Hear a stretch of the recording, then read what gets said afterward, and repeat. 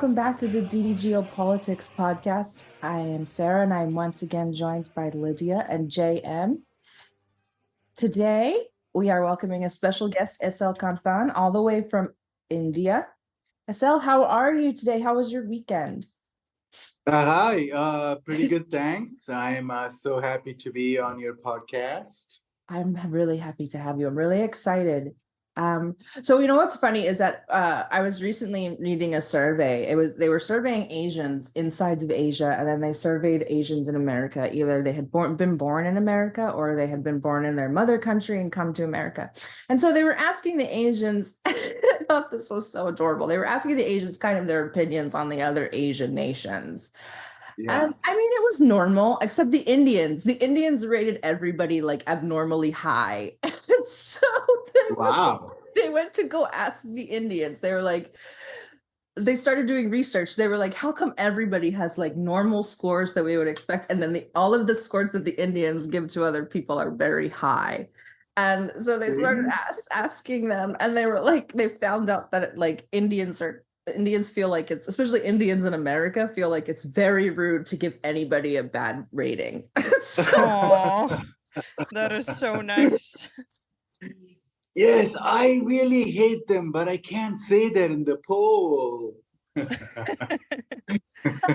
Paul, I thought it was so sweet. I'm like, oh my God, they won't even say anything bad when they don't. It was really adorable. But yeah, so I thought that was really interesting.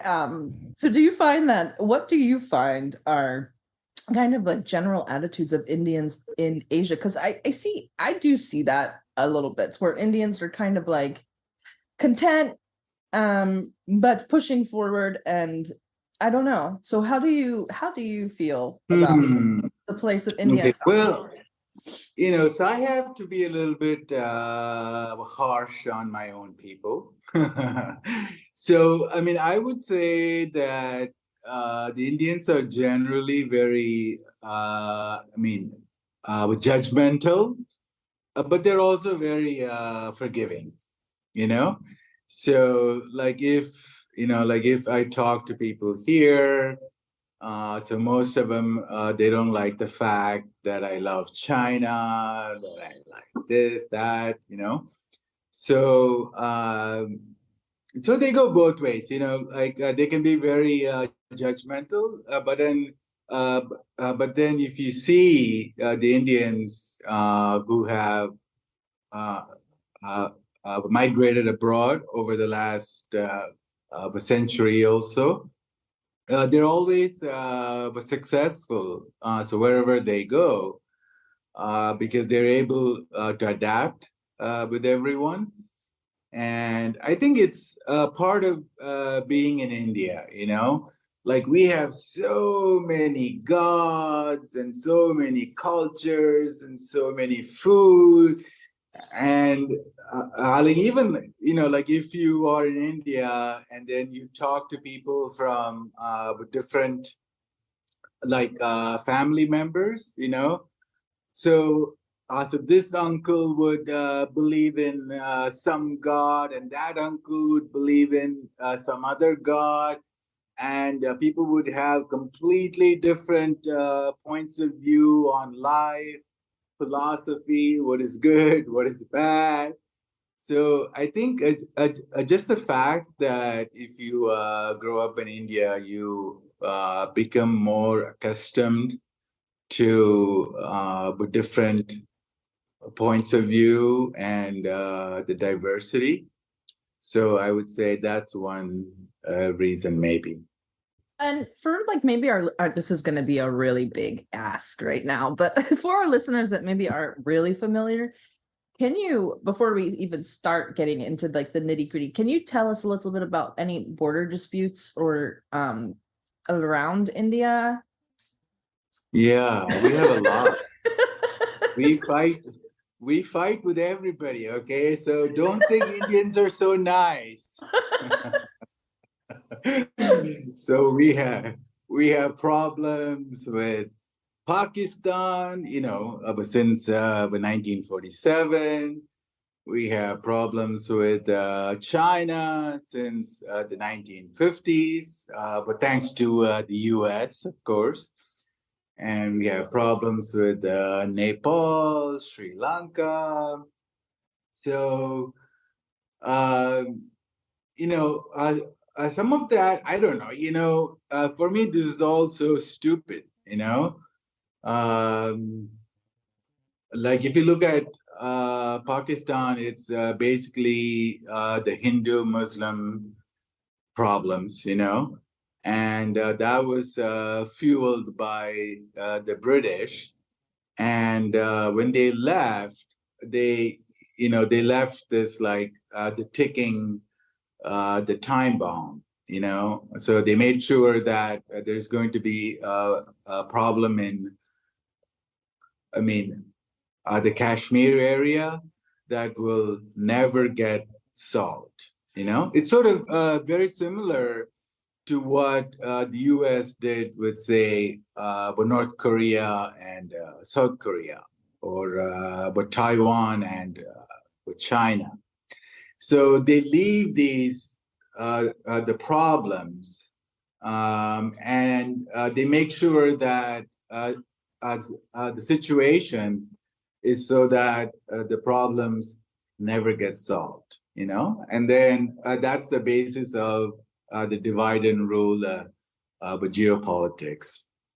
And in the 1950s, the US tried to poke its nose into the Tibet area. So, so you know the story, right? That the U.S. brought in, the Tibetan rebels to the U.S. They would train them to fight. The US And would never. The US would never. The United exactly. States would never. Never. Never. I refuse to even hear it. Yeah, and then they came, and then they came to India, and so when China took over with Tibet, so we had no problem with that. The Indians were like, okay, we don't know Tibet; it's all over there. We don't care. you know. And then the U.S. came to India and he said, "Hey, so why don't you allow the Dalai Lama to come in and we will help you, blah, blah, blah." So then that caused friction between China and India. And then there was this one area the Kashmir area that what China took. And at that time, we had no problem. That was a barren land, and it meant a lot more to China because that area linked Tibet to Xinjiang. So for them, it was a very strategically important area. And for us Indians, it was a barren land and there was no threat. So we didn't say anything. And then in 1962, India and China got into a war over that area, and I believe it's because of the US. And the Indian Prime Minister, he wrote a lot of letters to JFK, begging him for weapons. They're like, "Oh, we cannot fight China. We need you to send, some air force and blah blah." But JFK didn't do anything, so we lost the war. And that's like a sore point for like a lot of Indians. It's like, we lost the war, we need to get the land back. I'm like, man, what are you going to do with that land? Fix the roads. Yeah, so it's not about the land itself, it's just about the loss of the land itself. Yeah, I mean, it's like very fake pride, you know? And I'm like, we don't have good water, we don't have good electricity. One third of, I mean, the children in India are malnourished. There are potholes everywhere on the streets. There are no sidewalks, proper sidewalks in Bangalore, which is supposed to be the Silicon Valley of India. There are so many problems we have, you know. We have farmers, you know, we have like 900 million farmers, and they make less than $100 a month, you know. So we have a lot of problems to focus, and we can really benefit from working with China, you know, because we are in the same boat as the Chinese were about 20 years ago, you know. So we need to increase manufacturing. We need to increase the exports because we have a trade deficit every year, and you know, so you cannot be the developing nation and have a trade deficit every year. Okay, that only works for the U.S. Because you guys have the dollar, you know, the world reserve currency. So, well, you can print trillions and trillions of dollars, and the value of the dollar doesn't go down. So, you know, so we don't have that the extraordinary privilege. So we should be focused on building the nation, and we should be able to leverage China, right? Uh, I mean, because they are so advanced in manufacturing. And if you look at, like, say, I mean, the high tech exports, China is 30 times larger than India. Okay, 30 times. I mean, they're like way ahead. And have you guys been to China? No, No, I actually. have not. Mm-mm. Okay, yeah. So, I mean, it's just like mind blowing, you know? I mean, it really opens your eyes and you go, oh my God, this is actually better than, say, Germany or the US. Just like fantastic infrastructure, bullet trains, you know, you land in Shanghai, I mean, the airport, and you take this magnetically levitated train. You know, so the wheels don't even touch the tracks, and they float like 1 inch above in the air. And so it's like, you know, like you're going from the JFK airport to Manhattan in like 7 minutes, you Oh, know, boom. wow. What? So I see what you're saying. So basically, your point is that progress should come before pride. So that's why you say that you like China. Yeah, yeah. You know, so if you have a smart neighbor, why wouldn't you learn from the neighbor? You know, uh, Yeah, it and makes all, sense. yeah, You and should you tell know, that to Ukraine. hmm? I said you should tell that to Ukraine. Ukraine, yeah, Learn that's from like a their sad, smart neighbor. yeah, that's a very sad story, right? Well, I do want to talk Um, about Ukraine and how it relates to India, or if it does in the grand scheme of things, because we really don't hear about India. Um, India is very, what's the word that I'm looking for? Self assured. They understand their position on this conflict and they exercise it well. But within India, um, do you guys, as the civilian population, feel any of the effects of this conflict, either economically or just politically, or Do you notice any changes in regards, like within the scope of this conflict happening? You mean the Russia-Ukraine conflict? Yeah, yeah. Oh, yes. We're actually raking in. We're making big bucks because of the conflict.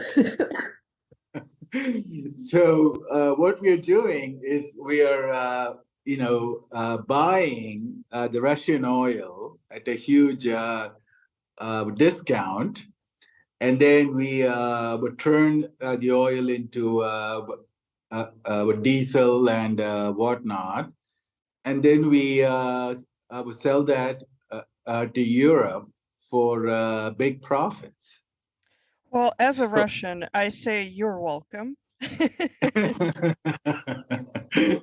But do you Yeah. guys notice that? Do you guys, and does it trickle down to you guys at all? Is it benefiting you? Has it kept your prices stable? Because here in the West, our prices are not stable. They've definitely risen exponentially throughout this conflict. So have you guys noticed that your prices and costs of living kind of remained quite stable? The food inflation has been going up a lot. But I don't know. I haven't done the research as to whether it's because of the global conflicts or because of the monsoon, the agricultural stuff. But overall, we have not been that affected. And we have a very good relationship with Russia, and they're like very, very good friend. Okay, so if you want a friend, okay, then you need Russia. Okay, so it's not like the US. The US will backstab you in a second if there is some money to be made. So you look at the US blowing up the Nord Stream pipeline, right? So, and I mean, it's very hard to be friends with the U.S. Okay, so the U.S. is like the guy who just cannot be friends with a girl. Okay, so he wants to sleep with her. Okay, and Russia is like a very, very good guy. So if you're a girl and if you want to be friends with Russia, he will be a wonderful platonic friend forever. He'll come and fix your laptop. He'll do all the good stuff. So I mean, like throughout the Cold War, well, India was more aligned with Russia, and Russia would do a lot of favor, but they would never like dictate the foreign policy. They will never try to do the color revolution, the coups. They will never try to do propaganda. They're like very stable and loyal friends. So, But so India, India has stuck Russia in the friend zone. Is that what has happened? India has stuck Russia in the friend zone, and Russia can never hope to be India's boyfriend. Is that what you guys have done? We need to know. well, I think Is there hope? Is there for romance? Well, I think that's Russia's modus operandi, and I think they should try to sleep with India, but they don't. Russia its moves. Yeah. So for example, if you look at the English TV channels in India, the number one channel is CNN. Okay, I'm like, where is the Russian media? Us Russians have like fantastic TV channels. I mean, the RT, but Russia doesn't do a good job in selling itself. you know? Ooh, So you're so right about this.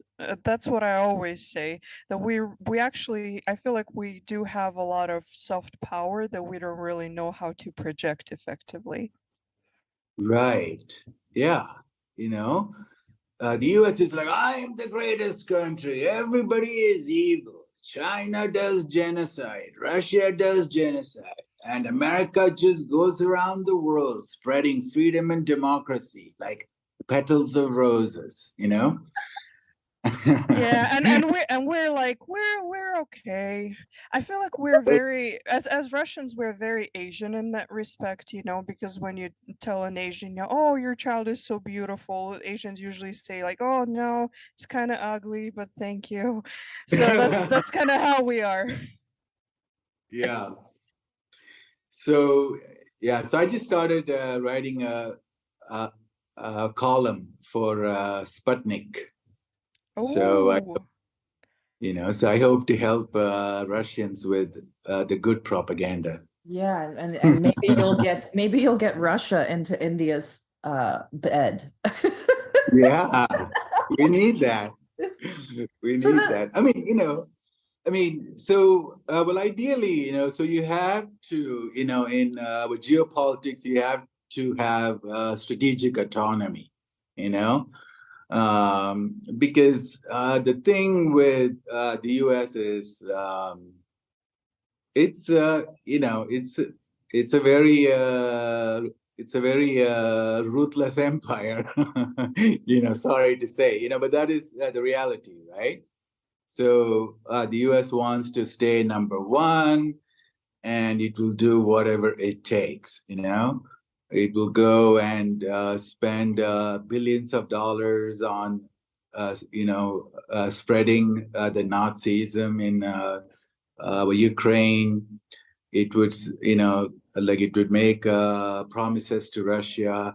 Oh, we will never expand the NATO, not 1 inch forward. And here are like everybody will come and assure you, the US president, the NATO chief, the British prime minister, the French president, the German chancellor, everybody will come and I would tell you, we will not move NATO.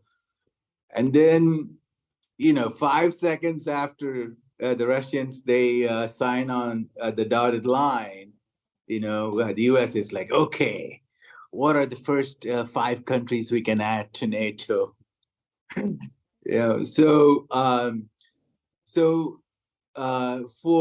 the US to stay number one, okay, so they have to split, the Eurasia. Okay, so if you look at Europe and Asia, that represents about 65% of the global GDP. Okay, so, and if there are no wars, okay, if Germany had a wonderful relationship with Russia, and if Europe had a wonderful relationship with China, and if Japan, India, China, they all got along. Okay, so there are no wars, and people are just but trading with one another, finding the comparative advantage. Okay, so you do this one better, and I do that better. The Germans will do the robots. The Chinese will do this. The Indians will do that, and then the whole the supracontinent will be so prosperous. Okay, and but nobody would need the U.S. Right?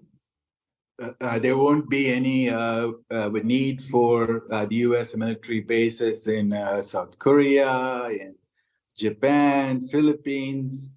There won't be any need for NATO, and but everybody will be rich and happy. And that's the opposite of what Washington, D.C. people want. So they want to maintain the American century that started in 1945. You know, so yeah, so so we need to have strategic autonomy and not fall for the trap of the divide and rule. And and in the long run, that's actually beneficial for the U.S. So rather than spending $1 trillion on the military, starting wars everywhere, and making a lot of the enemies, the U.S. should be focusing on the U.S. Like what Trump said, "Make America great again." And you can't make America great if you keep engaging in wars and making a lot of enemies and as a, as a creating, I just tweeted these the polls where 75% of the Americans say that the country is going in the wrong direction, and only about 1/3 of Americans say that they and their family will be better off in the next 5 years. So you look at all of, the infrastructure is all crumbling. And then if you look at the middle America, it's like all dying towns, but a lot of these towns are so shocking. It's like there's just nobody there, just 4,000, 5,000 people in this big town, and there's no library, there's no church, there's no hospital, there's no food. Some towns don't even have a grocery store. So there are so many things to be fixed about America. Why should it be focused on wars? And you see this like the revolution against the U.S. empire, but going on all over the world. So there is the de-dollarization. Brazil's Lula, he went to China and he goes, "Why do we have to trade in the U.S. dollar?" And then you look at the African countries; they want to de-dollarize. And Russia just, is having this, or they just had this, the Russia, the Africa summit, and 49 countries from Africa sent representatives to St. Petersburg. Yeah. So, And I yeah. feel like right now there's obviously, with all of these events, there's a lot of talk about BRICS. So Yes. what is the feeling about BRICS, I guess, in India in general, and your personal thoughts? Is there excitement? Yeah, so what is the general mood? Because I know what the mood is in Russia, and we kind of talked about it on our last podcast, I think. So I'm very curious to hear how it is in India. Yes, so I personally love BRICS, and I want the BRICS to expand. About 40 countries have formally or informally sent in the applications to join BRICS and to make it into a BRICS Plus. So they probably have to come up with a new name, and there was some really hopeful things about the BRICS. The currency that could be used for trade, and that could have been like the de-dollarization, to move away from the dollar. Mm-hmm. But all of that is kind of falling apart. But thanks to my country, India is screwing up everything. Oh no. Yeah, because They aren't. Oh, they aren't. Be nice. Be nice.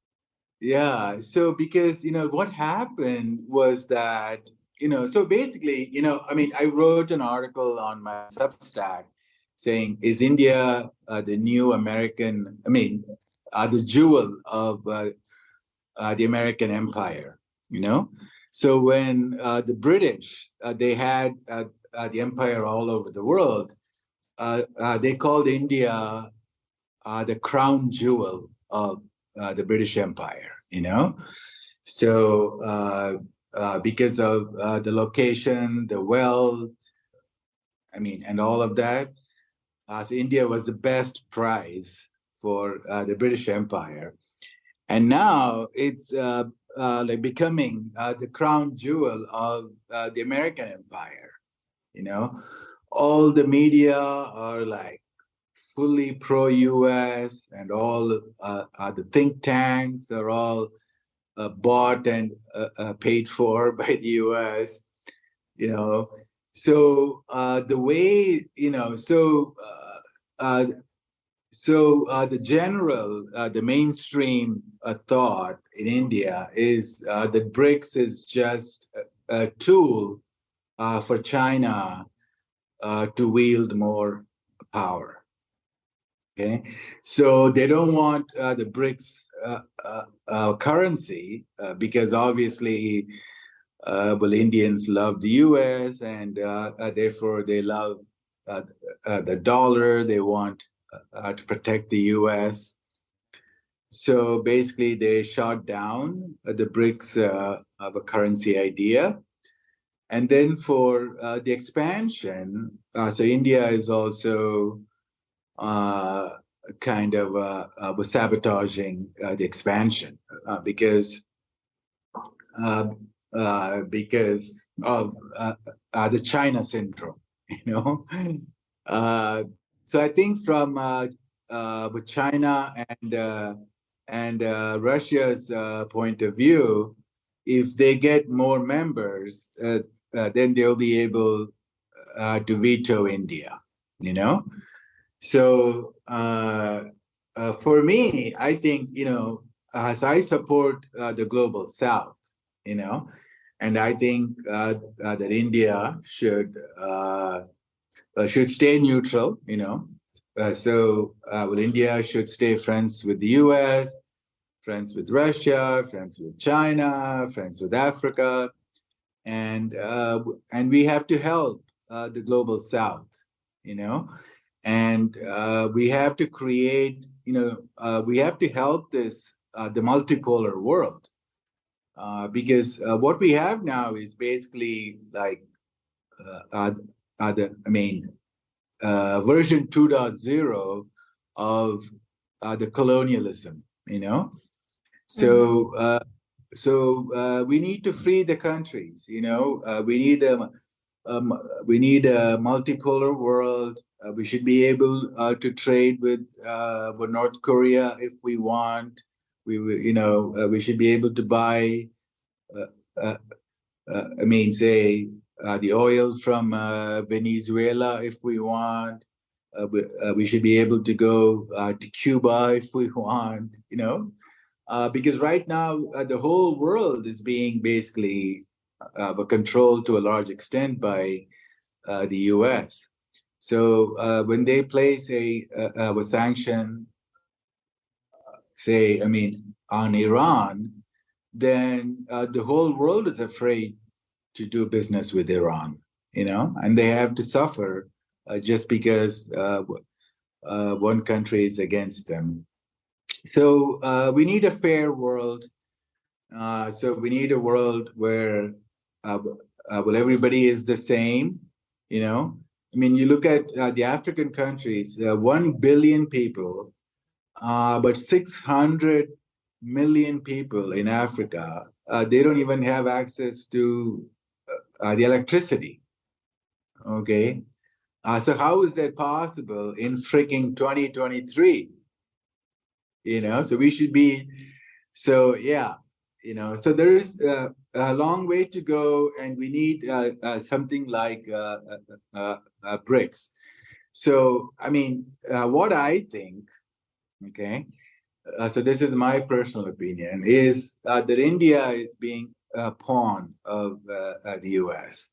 So Russia and China should would develop with their own system, the financial system, the trading system that can be the alternative to the Western-dominated SWIFT and the dollar.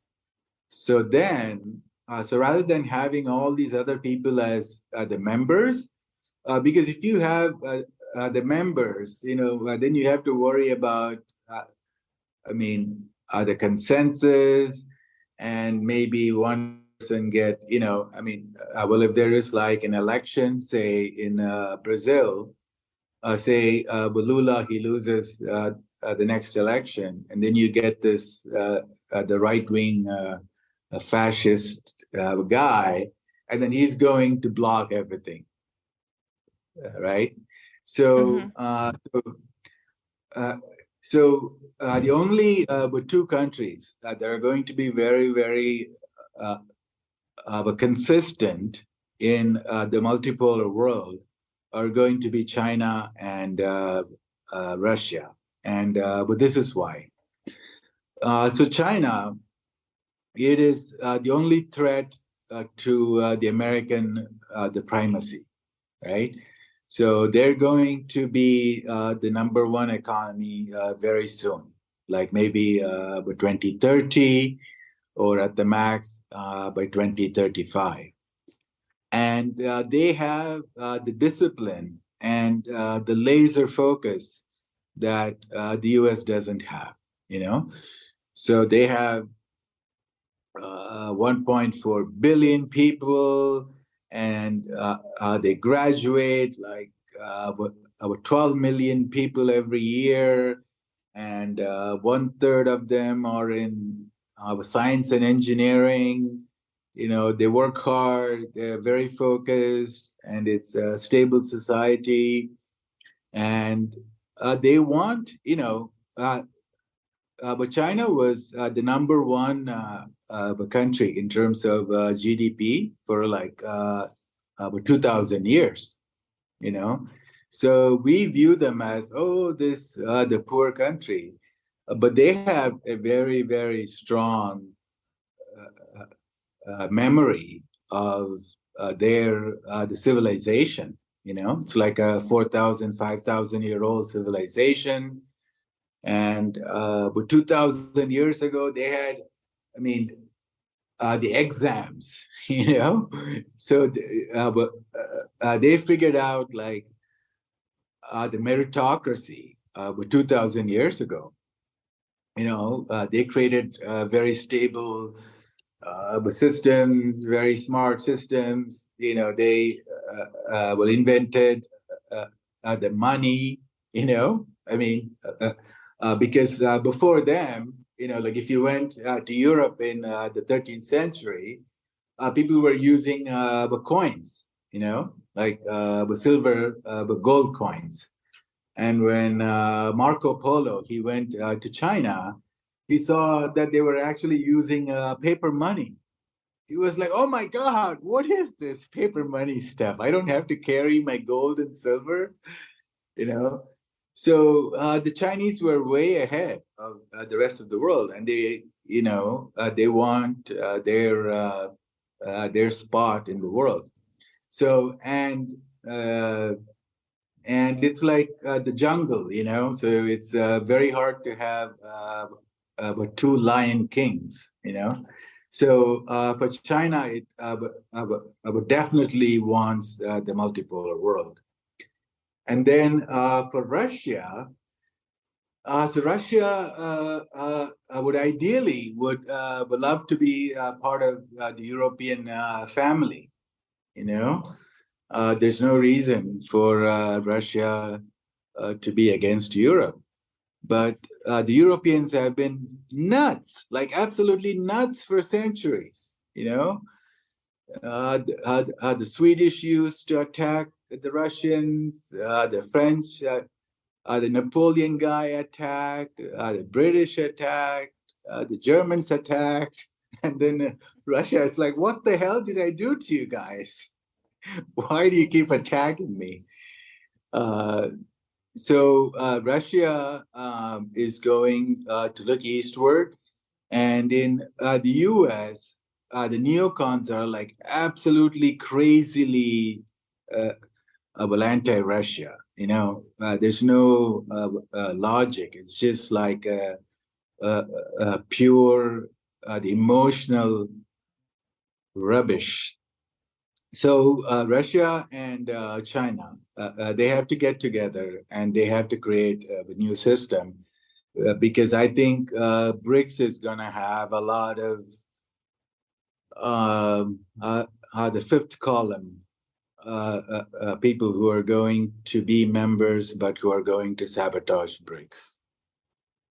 Interesting point of view. I see. Yeah, I actually very much agree with you that Europe and Russia are a natural fit. I mean, geographically, in a lot of other senses, it makes a lot of sense for us to cooperate and not to be enemies, but it is what it is.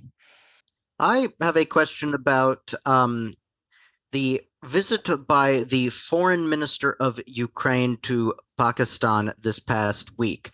So last week, Dmytro Kuleba was in Islamabad meeting with all the power brokers in Pakistan. So not just the foreign minister, but the acting prime minister. And it seems as though he's also meeting with the ISI. What's up with that? What does he hope to get from Pakistan?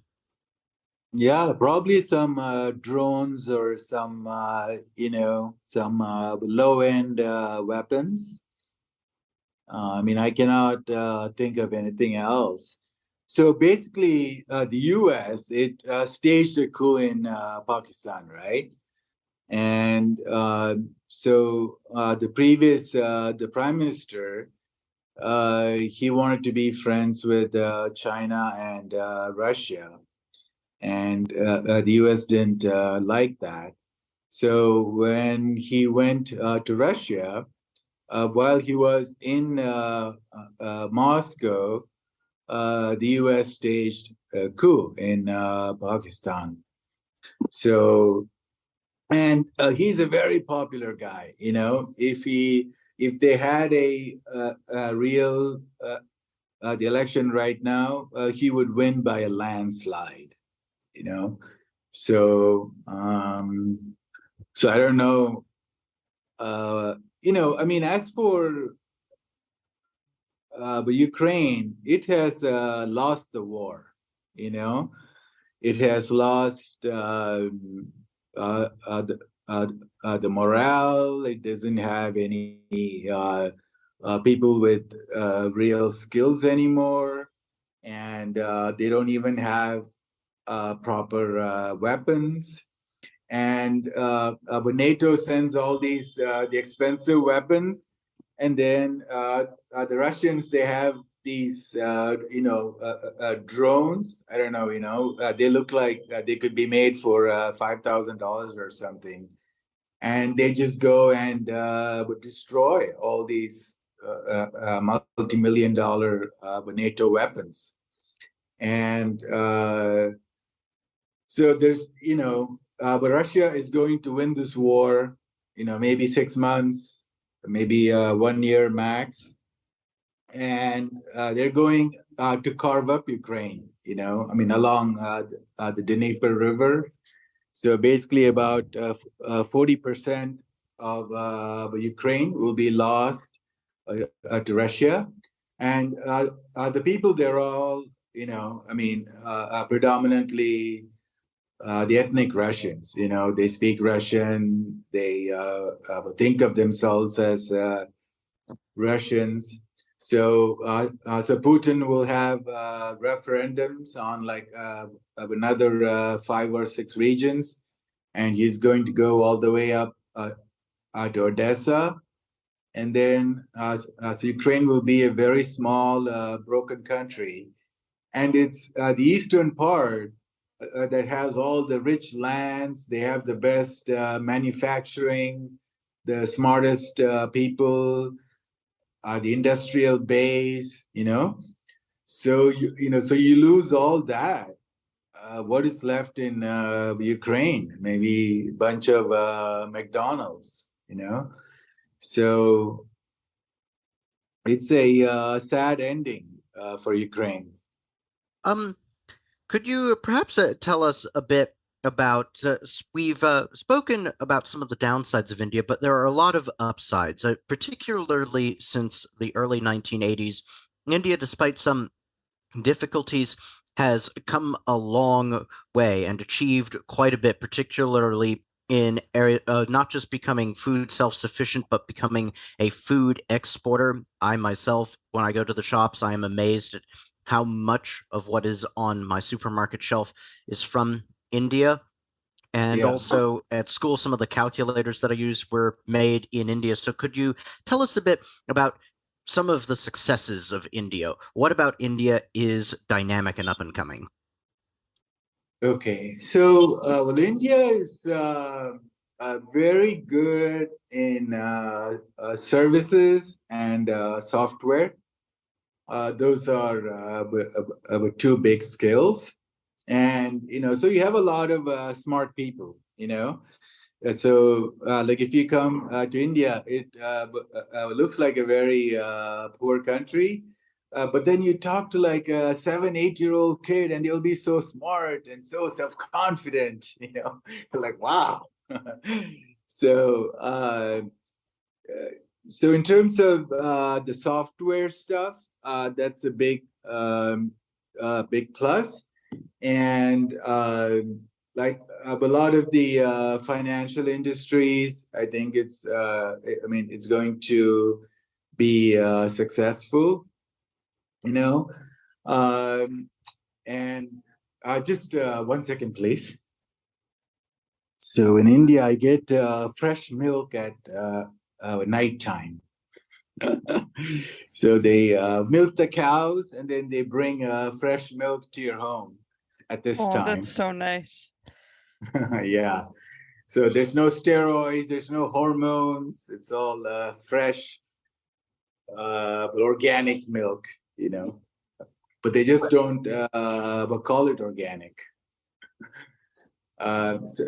So yeah, so that is the good stuff. But here is the thing, okay?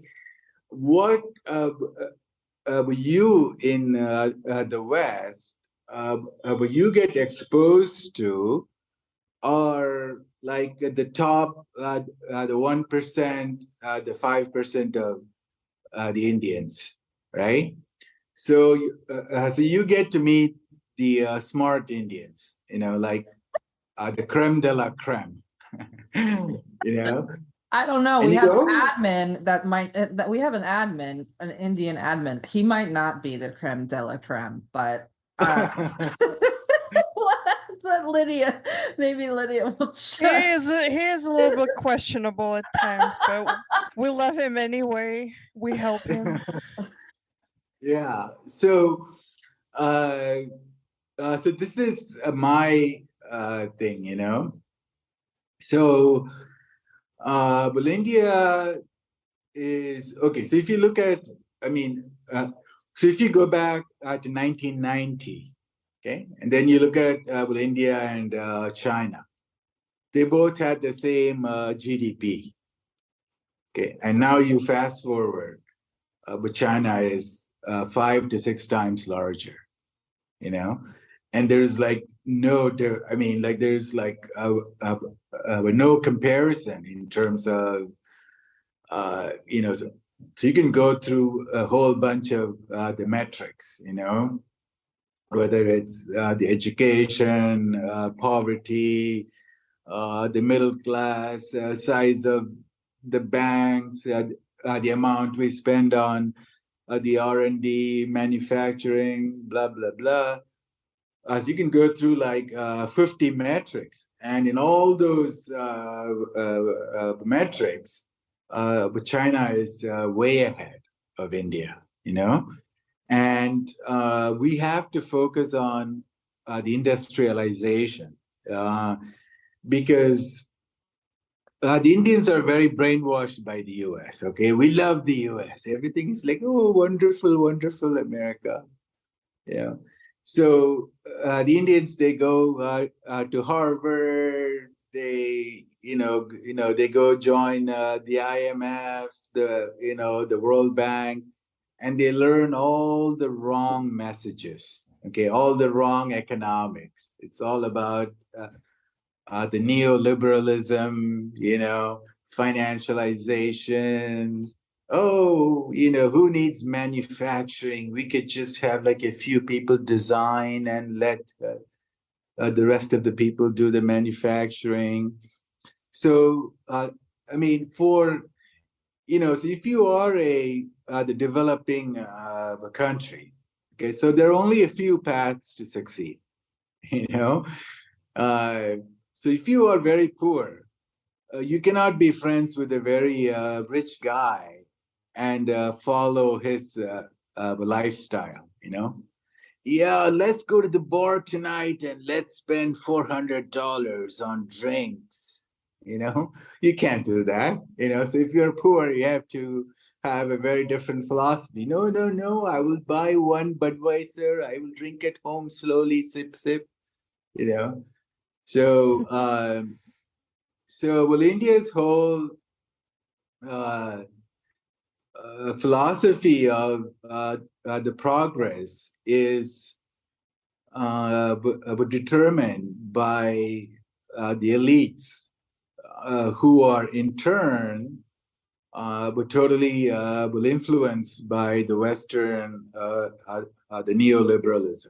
You know, so like we have a trade deficit. Can you imagine like a developing country running a trade deficit every year? It's like absolute madness. So so so we have to follow the industrialization path. We have to move. Like we have 900 million people who live in villages. Okay, so you cannot, you cannot escape the middle income trap and become a more prosperous country if you don't have a solution for those 900 million farmers. Like maybe you let 300 million stay in the farms and you give them tractors and drones and best seeds, and then you have to find better jobs for the other 600 million. So you have to build brand new cities like what China did. But China has 100 plus cities that have more than 1 million in population. So that's the sort of a huge massive undertaking that India has to do, and so the U.S. media, they portray India in like mostly positive light, So for the U.S., well, India is the best model. Okay, so like this is why. Okay, so 4 reasons. So number one, the U.S. gets to steal the brightest minds in India. All these, the guys who go to the best university for engineering and doctors, the best of the best, they get to go to India. So, the U.S. gets a lot of free cheap labor, and they didn't have to invest on the American kids, So the brain drain is number one. And but number two, well, India just opens up the country to the US. Okay, it's like completely dominated by the US. If I want to buy something online, I have to use, the Amazon. If I have to pay somebody with my the smartphone, I use the Google Pay. If I want to watch TV, I get news from CNN. If I have to go on social media, I go on Twitter, X. So it's all the Indian economy is dominated by the US. So that's a huge benefit for the American corporations, So that's number two. And but number three is geopolitics, So now the US can use India as a tool against China, and a lot of think tanks in India, they're now writing, we should separate ourselves from Russia. It's a useless country. It's on decline, and who needs Russia? Right. So these three reasons are why the U.S. media they so they have it's like a match, So in some sense, it's well, India is a very, very good fit for the U.S. But the reverse may not be true for India because if India keeps following the American model, it's going to be like the 1% are going to have all the wealth, and the bottom 50-60% will be like very, very poor forever. Well, that is quite a warning, but hopefully it doesn't take that route. Mr. Kanthan, can you please tell our listeners where they can find you so that they can read and listen to more of your insights? Sure. On Substack, you can find, I think it's slkanthan.substack.com. Don't worry, I don't know ours either. I have no idea. I'm like, we're on Substack somewhere. Just find us. Good luck. Yeah, exactly. And where can they find you on Twitter? Oh, on Twitter, it's Kanthan 2030. Well, we'll be sure to put the links to both in the description to this episode. Thank you so much for taking time out of your day to be here with us and giving us your insights. I know that all of us, the three of us listening here, have learned a lot, and I know our listeners will as well. Awesome. And it's been my pleasure. Thank you so much. Again, thank you. Thank you. Bye. Thanks once again for listening to the DD Geopolitics podcast. It has again been a wonderful episode. You can find us on Substack, Twitter, X. I'm definitely not used to that yet. Telegram, Locals, YouTube, Spotify. Oh, and our podcasts are now automatically fed into our Substack if you prefer to listen to them that way. Until next time on Wednesday, when we host Pepe Escobar. Thanks once again, guys.